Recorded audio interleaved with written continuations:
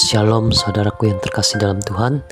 Renungan pagi ini adalah hikmat Allah yang sejati yang terdapat dalam 1 Korintus pasal 2 ayat 4-5 berkata, "Baik perkataanku maupun pemberitaanku tidak kusampaikan dengan kata-kata hikmat yang meyakinkan, tetapi dengan keyakinan akan kekuatan roh, supaya iman kamu jangan bergantung pada hikmat manusia, tetapi pada kekuatan Allah."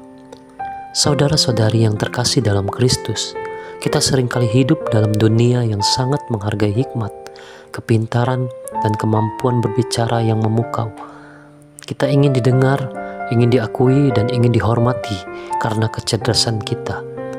Namun dalam pembacaan kita hari ini dari 1 Korintus pasal 2, Rasul Paulus membawa kita pada sebuah pandangan yang radikal dan bertolak belakang dengan pandangan duniawi ini.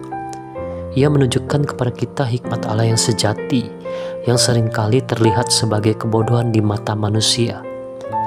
Paulus memulai dengan menyatakan bahwa ketika ia datang ke Korintus, ia tidak datang dengan keunggulan perkataan atau hikmat untuk memberitakan kesaksian Allah. Ayat 1. Ini adalah pernyataan yang mengejutkan, mengingatkan Korintus adalah kota yang sangat menghargai retorika, kebijaksanaan, dan filosofi. Apakah kita sebagai gereja dan sebagai individu sering tergoda untuk mencari pengakuan dan pujian dari dunia dengan cara-cara yang tidak sesuai dengan Injil? Apakah kita terkadang lebih peduli pada bagaimana kita terlihat di mata orang lain daripada bagaimana kita setia kepada Kristus yang tersalib?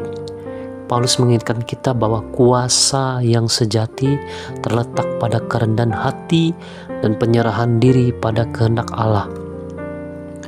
Hikmat Allah adalah sebuah wahyu dan kebenaran yang tidak dapat ditemukan melalui akal budi manusia semata.